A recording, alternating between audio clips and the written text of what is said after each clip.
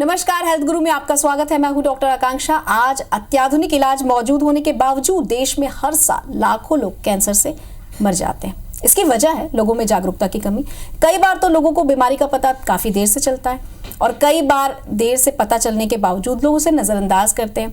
और अगर हम थोड़ी सी बातों का ध्यान रखें और सही समय पर उसका इलाज शुरू कर दें तो हम इस बीमारी से बच भी सकते हैं। खासतौर पर ब्लड कैंसर की यदि हम बात करें तो इसके लिए लोगों को जागरूक होना बहुत जरूरी है। इसी विषय पर हम बात करेंगे, तो चलिए करते हैं अपने सेगमेंट की शुरुआत और देखते हैं हेल्थ गुरु।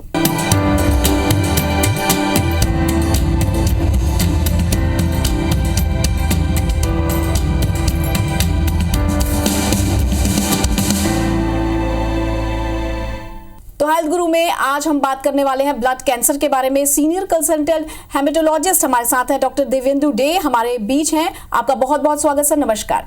नमस्ते जी सर, सबसे पहले तो हम ये जानना चाहेंगे आपसे कि ब्लड कैंसर के हम लक्षणों को कैसे जाने कि ये ब्लड कैंसर के ही लक्षण। हाँ, पहले तो है कि जो कैंसर के बारे में सब लोग जानते हैं, लेकिन ब्लड कैंसर थोड़ा सा इससे डिफरेंट है। क्योंकि आप जानते हैं कि जो कैंसर होते हैं वो एक ट्यूमर से शुरू होता है और ट्यूमर धीरे धीरे बड़ा होता है और धीरे धीरे वो फैलता है। लेकिन ब्लड कैंसर के जो प्रॉब्लम है उसमें जो कैंसर सेल्स है वो ब्लड के अंदर रहता है और ये ब्लड हमारे शरीर में पूरे बॉडी में पहले दिन से ही फैल रहा है। सो इसीलिए ब्लड कैंसर में एक तो कोई लंप नहीं होता है, लेकिन ब्लड कैंसर जब होता है तो ब्लड का जो नॉर्मल फंक्शंस है वो रुक जाते हैं, वो बंद हो जाते हैं। तो इसी के लिए पेशेंट को, मरीज को कुछ ना कुछ सिम्टम्स डेवलप होता है। तो इसमें कैसे क्या देखा जाता है कि मोस्टली पेशेंट को एनीमिया डेवलप होता है, खून की कमी होता है और उसके वजह से उनको बहुत सारे परेशानी होता है। जैसे उनको कमजोरी होगा, उनको बार बार बुखार आता रहेगा, उनको नींद नहीं होगा, उनको रात में पसीना बहुत ज़्यादा होता है, उनको वेट लॉस हो सकता है, लगभग 5 kg के ऊपर वेट लॉस हो सकता है लास्ट 1 महीने के अंदर। उनको बार बार बुखार आ रहा है, जो नॉर्मल जो हम लोग ट्रीटमेंट देते हैं, बुखार के लिए ट्रीटमेंट होते हैं, उससे कम नहीं हो रहा है या फिर कम हो रहा है लेकिन बार बार फिर से वापस आ रहा है और उसको ठीक नहीं कर पा रहे हैं। ऐसे अगर लगातार होता रहता है तो हो सकता है कि आपके अंदर ब्लड कैंसर है। इसके अलावा भी कभी कभी ब्लीडिंग स्टार्ट होता है, बहुत जगह में लाल लाल धब्बे होना शुरू होता है जो बंद नहीं हो रहा है। महिलाओं में जो पीरियड्स होता है वो बहुत ज़्यादा हो रहा है, ये सब हो सकता है। या फिर कभी कभी कोई ग्लैंड्स डेवलप होता है, छोटा छोटा ग्लैंड्स डेवलप होता है, ये भी हो सकता है। तो जो नॉर्मल ये सारे जो चीज़ें हैं ये कभी कभी नॉर्मल भी होते हैं, नॉर्मल पर्सन से भी रहता है। लेकिन अगर ये कम नहीं हो रहा है और नॉर्मल ट्रीटमेंट से ठीक नहीं हो रहा है तो हो सकता है कि आपके अंदर ब्लड का कैंसर है। तो इसलिए आपको ज़रूर एक ब्लड का टेस्ट करना होता है। जो नॉर्मल ब्लड टेस्ट होता है, कंप्लीट ब्लड काउंट, यही नॉर्मल टेस्ट सभी जगह में होता है। लेकिन अगर ये टेस्ट सही मायने से किया जाता है और कोई पैथोलॉजिस्ट उसको देखते हैं तो उनको पता चलता है कि अंदर ब्लड कैंसर का कोई भी लक्षण मिल रहा है कि नहीं। अगर ऐसा कुछ है तो आप हेमेटोलॉजिस्ट से बात कर सकते हैं। जी डॉक्टर साहब, जैसे कि आपने लक्षणों के बारे में बता दिया, ये भी बता दिया कि कैसे आप नॉर्मल ब्लड टेस्ट के साथ ही इसका टेस्ट करा सकते हैं, तो ब्लड कैंसर के भी कुछ प्रकार हमने सुने हैं, तो उन प्रकार के बारे में भी हमें बता दीजिए और वो कितने घातक हो सकते हैं। हाँ, सो ब्लड कैंसर जो है मेनली 2 टाइप्स है। One is acute leukaemia, one is chronic leukaemia.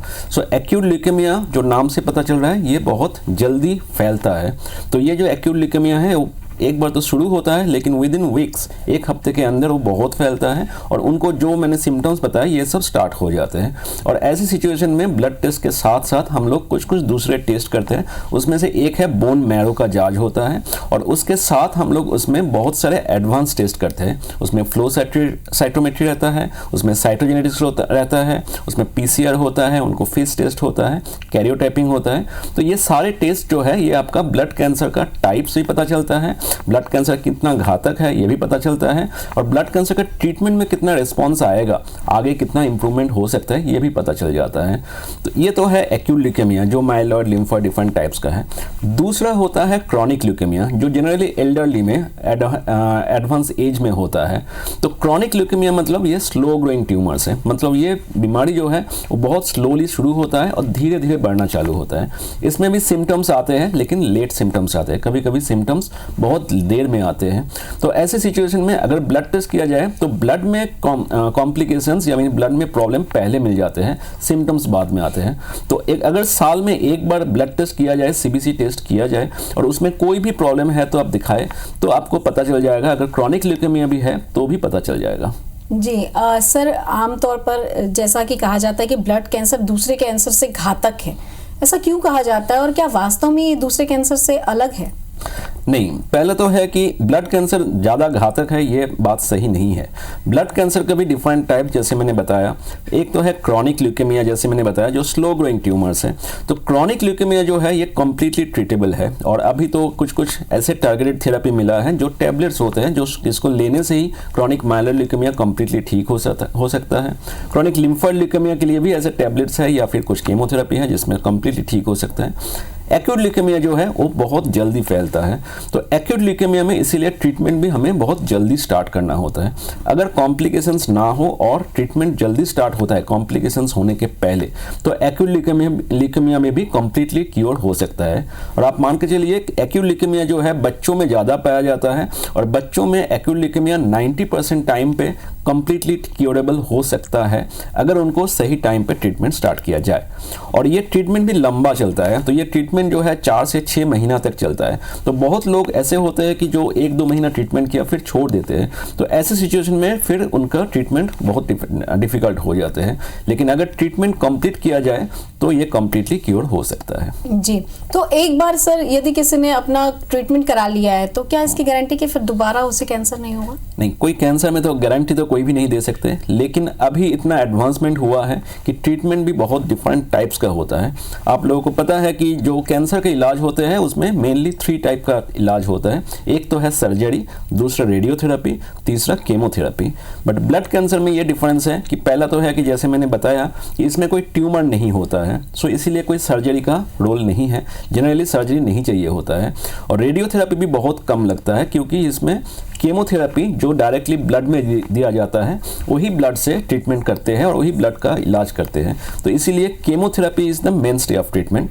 But अभी केमोथेरेपी का भी बहुत सारे एडवांसमेंट हो चुका है। हम लोग अभी केमोथेरेपी के साथ साथ इम्यूनोथेरेपी, टारगेटेड थेरेपी, ऐसे सारे थेरेपी यूज़ करते हैं जो इतना प्रिसीजन मेडिसिन है जो सिर्फ कैंसर सेल्स को ही मारते हैं, बाकी कोई सेल में कोई असर नहीं करता है। तो इसमें टॉक्सिसिटी भी कम हो जाता है और कैंसर का भी इम्प्रूवमेंट हो जाता है। तो इसीलिए अभी ऐसे सिचुएशंस हैं कि ब्लड कैंसर के मरीज में ऐसे है कि कोई किस स्टेज का जरूरत नहीं है, जो भी स्टेज हो और जो भी सिचुएशन हो आप ट्रीटमेंट स्टार्ट कर सकते हैं और ट्रीटमेंट से इलाज में इम्प्रूवमेंट हो सकता है। जी, मतलब ऐसा कहा जा सकता है कि अब ट्रीटमेंट की इतनी सुविधाएं मौजूद हैं कि साइड इफेक्ट्स अब जो है वो देखने को नहीं मिल रहे हैं, ऐसा हम कह सकते हैं?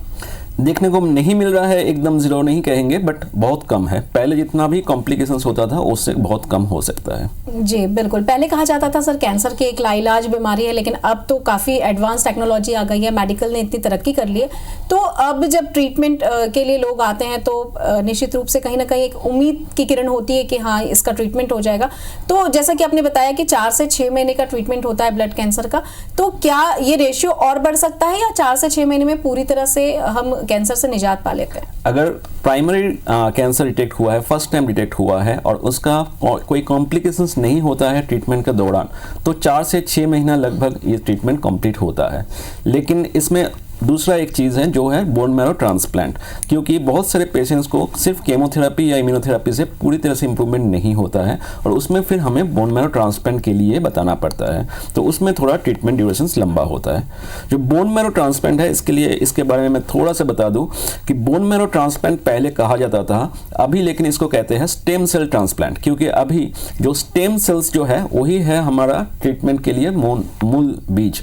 तो ये स्टेम सेल्स हम लोग अभी ब्लड से कलेक्ट करते हैं, बोन मैरो से नहीं करना होता है। तो इसीलिए पहले जो बोन मैरो का टेस्ट जरूरत पड़ता था वो अभी नहीं है, आपको सिर्फ डोनर्स को ब्लड डोनेट करना पड़ता है और उसी में से हम लोग स्टेम सेल्स निकालते हैं। क्या है, ये जो ब्लड कैंसर है इसका भी शुरुआत कोई ना कोई स्टेम सेल से होता है, तो अगर हम स्टेम सेल्स को ही चेंज कर पाते हैं तो ये ब्लड कैंसर पूरी तरह से ठीक हो सकता है। तो इसीलिए हम किसी दूसरे से स्टेम सेल्स लेते हैं जो कम्प्लीटली नॉर्मल है, जिसके अंदर कैंसर का बीज नहीं है, उसी स्टेम सेल्स हम पेशेंट के अंदर प्रत्यारोपण करते हैं, तो इसको कहते हैं स्टेम सेल ट्रांसप्लांट। जी, यानी कि अब पहले से काफ़ी आसान हो गया है। सर अब ये जानना है आपसे कि छत्तीसगढ़ में यदि हम बात करें ब्लड कैंसर की स्थिति के बारे में, तो आपका जो रिसर्च है वो क्या कहता है? हाँ, देखिए जो इंडिया का जो डेटा है उसमें देखा गया है कि ब्लड कैंसर एक महत्वपूर्ण कैंसर है, बहुत सारे पेशेंट्स को होता है।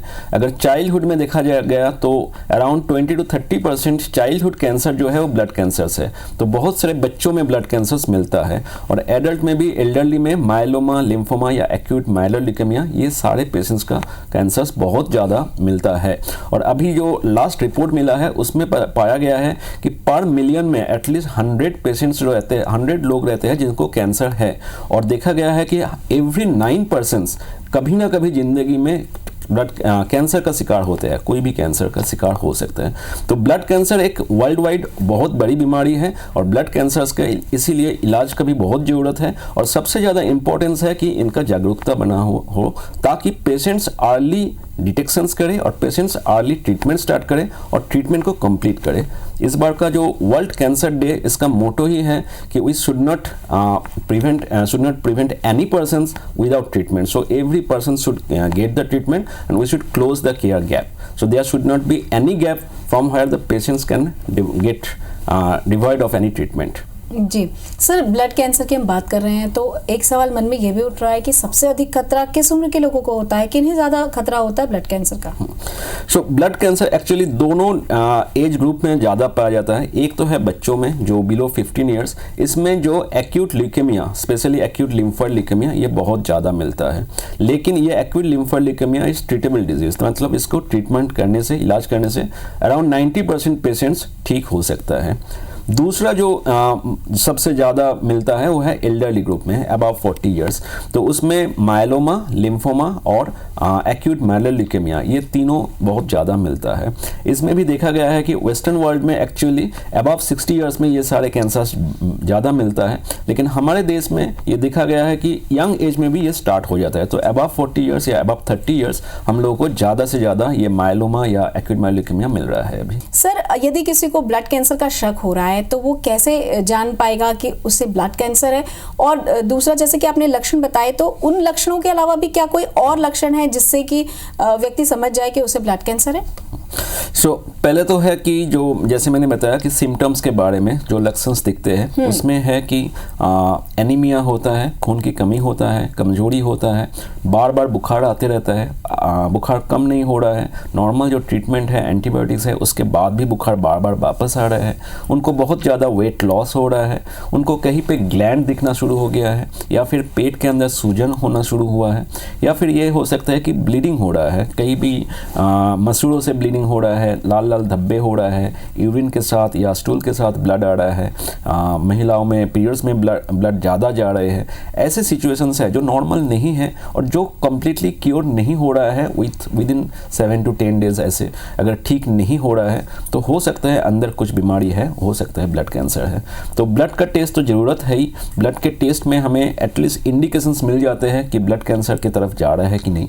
इसके अलावा हम लोग जो टेस्ट करते हैं उसमें एक बोन मैरो का जांच होता है, लेकिन बोन मैरो का जब जांच होता है तो उसमें सिर्फ बोन मैरो का टेस्ट नहीं होता है, उसमें बहुत सारे एडवांस टेस्ट हम लोग करते हैं। उसमें एक है फ्लो साइटोमेट्री, जो उनका कैरेक्टरिस्टिक दिखाते हैं, जो कैंसर सेल्स है उसका कैरेक्टरिस्टिक्स दिखाते हैं कि उसमें कौन सा टाइप का ब्लड कैंसर है।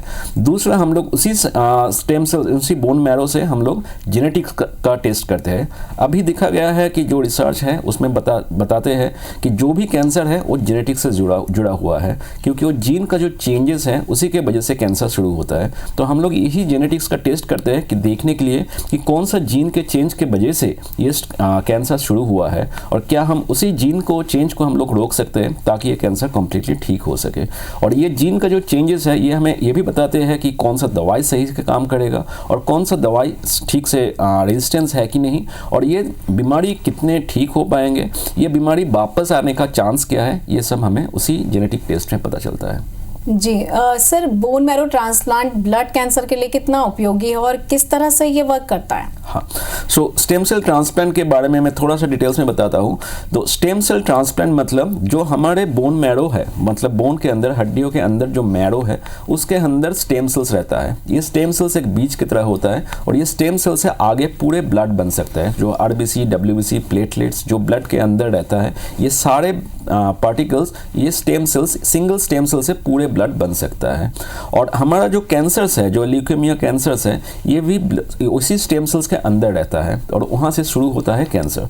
सो अगर हम लोग इसी स्टेम सेल को चेंज कर दे और उस स्टेम सेल्स को किसी दूसरे के स्टेम सेल से मिलता है जिसके अंदर वो कैंसर नहीं है, तो फिर ये स्टेम सेल्स चेंज होने से इनको कैंसर ठीक हो सकता है। लेकिन इसके लिए हमें दो चीज़ का ज़रूरत है। एक तो है कि कोई दूसरे डोनर्स चाहिए जो पेशेंट्स के भाई या बहन हो सकते हैं, जिसके साथ HLA टाइपिंग मैच हो सकता है। जैसे हम लोग ब्लड देते हैं तो ब्लड का ग्रुप मैच करते हैं, वैसे ही स्टेम सेल्स का एक ग्रुपिंग होता है HLA टाइपिंग।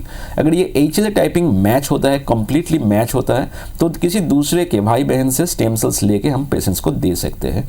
अभी इतना एडवांसमेंट हुआ है कि अगर स्टेम सेल्स भाई बहन से फुल्ली मैच नहीं है तो भी हम लोग ट्रांसप्लांट कर सकते हैं। इसको कहते हैं हैप्लो ट्रांसप्लांट, जिसमें हाफ मैच ट्रांसप्लांट भी हो सकता है। और कोई भी पेशेंट्स के इनके फादर या मदर हाफ मैच होता ही है, हमेशा होता है, या फिर कोई पेशेंट्स के जो बच्चे हैं वो भी हाफ मैच होते ही है। तो इसीलिए हाफ मैच का डोनर्स मिलना तो तय है, कभी भी कोई भी पेशेंट्स के लिए हाफ मैच डोनर अवेलेबल है।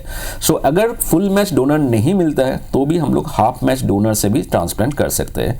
और ये एक बड़ा प्रोसेस है, कॉम्प्लिकेटेड प्रोसेस है, लेकिन इसमें कोई सर्जरी नहीं है, कोई रेडिएशन नहीं है, सिर्फ दवाई दिया जाता है, केमो दिया जाता है और साथ में वो स्टेम सेल्स दिया जाता है। और उसके बाद पेशेंट को एक स्टेम सेल यूनिट में, ट्रांसप्लांट यूनिट में रखा जाता है लगभग 2 से 3 हफ्ते।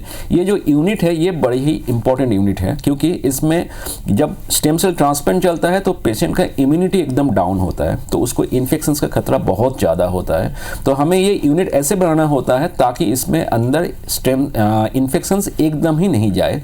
तो आप जैसे अभी बहुत लोगों को पता है कोविड के सिचुएशन में कैसे उनको, कोविड पेशेंट को कैसे रखा जाता था, तो ये एक्चुअली मोरलेस सिमिलर है, उतना स्ट्रिंजेंट नहीं है बट मोरलेस सिमिलर है। एक्स्ट्रा आइसोलेटेड यूनिट होता है जिसमें हेपा फिल्टर रहता है, जो एयर जा रहा है वो पूरा फिल्टर होता है। इसमें यूवी लाइट रहता है, कुछ भी सामान एंट्री होगा तो यूवी लाइट के अंदर एंट्री होगा। इसमें RO फिल्टर होता है, जो वाटर जाता है, जो खाना जाता है उसको चेंज करते हैं। और इसमें पूरे टीम लगते हैं, तो इसमें इन्फेक्शन कंट्रोल टीम इंपॉर्टेंट है, नर्सिंग टीम, हाउसकीपिंग टीम, और सारे जो टीम इसके अंदर काम कर रहे हैं सबका इंपॉर्टेंट वर्क है। तो इसीलिए सबके टीम वर्क के साथ ही ये ट्रांसप्लांट सक्सेसफुल होता है। हमारा बाल्को मेडिकल सेंटर में ऑलरेडी 2 बेडेड ट्रांसप्लांट यूनिट है जिसको हम लोग एक्सपैंड कर रहे हैं, और full fledged, fully equipped transplant unit है। और हम लोग ऑलरेडी 50 के ऊपर ट्रांसप्लांट कर चुके हैं। उसमें फुल मैच ट्रांसप्लांट भी है, हाफ मैच ट्रांसप्लांट भी है। और ये ट्रांसप्लांट के साथ साथ पेशेंट का जो कैंसर है उसको पूरी तरह से ठीक कर सकते हैं। तो जिस पेशेंट के लिए कोई होप नहीं है, जिसमें कीमोथेरेपी काम नहीं कर रहा है, या फिर कीमोथेरेपी के बाद भी पेशेंट को बार बार बीमारी वापस आ रहा है, ऐसे पेशेंट में ट्रांसप्लांट अगर किया जाए तो ये पेशेंट्स कम्प्लीटली ठीक हो सकता है। तो उनको ट्रांसप्लांट में या फिर कीमोथेरेपी या फिर बाकी दूसरे ट्रीटमेंट में जितना लाभ हो सकता है उससे कई गुना ज़्यादा लाभ हो सकता है अगर ट्रांसप्लांट किया जाए तो। जी, जिस तरह से आपने बताया कि पूरा टीम वर्क है और एक पेशेंट के लिए पूरी टीम काम करती है। सर, अगर किसी को ब्लड कैंसर का डर बैठ गया है मन में, तो उससे बचने के लिए क्या क्या उपाय करने चाहिए, कैसे बचा जा सकता है ब्लड कैंसर से? नहीं, ये तो कोई स्पेसिफिक ब्लड कैंसर के लिए नहीं है, कोई भी कैंसर्स या कोई भी बीमारी के लिए जो हम लोग कहते हैं कि हेल्दी लाइफस्टाइल मेंटेन करना बहुत इंपॉर्टेंट है। क्योंकि अल्टीमेटली ये कैंसर्स है ये जेनेटिक चेंजेस के लिए होता है, और ये जेनेटिक चेंजेस हमारे एनवायरनमेंट से मिलता है। तो कोई भी पोल्यूशंस हो या फिर कोई भी जो खाने में मिलावट होता है उसके थ्रू कुछ ना कुछ चेंजेस हो रहा है, जो म्यूटेशंस हो रहा है, उसी की वजह से कैंसर हो रहा है। सो अगर हम लोग एक हेल्दी लाइफस्टाइल मेंटेन करते हैं, हम लोग डेली वॉकिंग करते हैं या फिर कोई योगा करते हैं या फिर खाना थोड़ा सा शुद्ध खाना लेते हैं, कोई भी 3 दिन 4 दिन का पुराना खाना मत लीजिए, स्टोर करते हैं। अभी तो फ्रिज का ज़माना है, फ्रिज में स्टोर करके रखते हैं और ओवन में गर्म करके खा लेते हैं। तो ये आदत बुरी आदत है, क्योंकि इसमें फिर खाने में बहुत सारे केमिकल चेंजेस होता है। इसको हम लोग अगर अवॉइड कर सकते हैं, फास्ट फूड को अवॉइड कर सकते हैं, अगर स्मोकिंग या तंबाकू सेवन या फिर जो बाकी जो एडिक्शंस है इससे अगर प्रिवेंट होते हैं, क्योंकि ये सारे चीज़ जो है ना हमारे अंदर सेल को स्टिमुलेट करते हैं और उसमें जेनेटिक चेंजेस या म्यूटेशंस डेवलप करते हैं। तो अगर ये म्यूटेशंस को हम लोग हटा पाएंगे तो कैंसर का भी चांसेस बहुत कम हो जाएगा। जी, तो सर जैसे कि कुछ कैंसर्स में ऐसा होता है कि वो हेरिडिटी के तौर पर भी मिल जाता है, तो क्या इसमें ब्लड कैंसर में भी ये चीज़ें लागू होती हैं? वेरी रेयरली, मतलब ऐसे नहीं है कि एकदम ज़ीरो नहीं है, बट बहुत ही कम ऐसे कैंसर्स हैं जो हेरिडिटरी होता है, यानी फैमिली में अगर किसी को है तो दूसरे को भी हो सकता है। बट मोस्टली जो भी कैंसर्स हैं ये सारे कैंसर एनवायरमेंटल स्टिमुलेशंस के वजह से जो म्यूटेशंस होता है उसके लिए होता है। हाँ, ये पाया गया है कुछ कुछ जेनेटिक चेंजेस हमारे बॉडी का मेकअप में ऐसे है कि कोई कोई पेशेंट प्रोन टू कैंसर होता है, मतलब उसमें कैंसर होने का चांसेस ज़्यादा होता है। बट सिर्फ जेनेटिक्स के लिए कैंसर नहीं होता है, कैंसर होता है हमारे आदतें की वजह से, कैंसर होता है एनवायरमेंटल स्टिमुलेशंस की वजह से, कैंसर होता है बाकी दूसरे जो एडिक्शंस हो रहा है उसी के असर से। जी, हमसे बातचीत करने के लिए, इतनी महत्वपूर्ण जानकारी देने के लिए आपका बहुत बहुत शुक्रिया। तो दर्शकों, हम आशा करते हैं कि आज की इस चर्चा से आपने काफ़ी कुछ सीखा होगा। हेल्थ गुरु का यही उद्देश्य है, आप तक जानकारी पहुंचाना, आपको स्वस्थ रखना, और आप ये सारी जानकारी अपने दूसरे दोस्तों तक जरूर पहुंचाएं। इसी उम्मीद के साथ हमें दीजिए अनुमति। नमस्कार।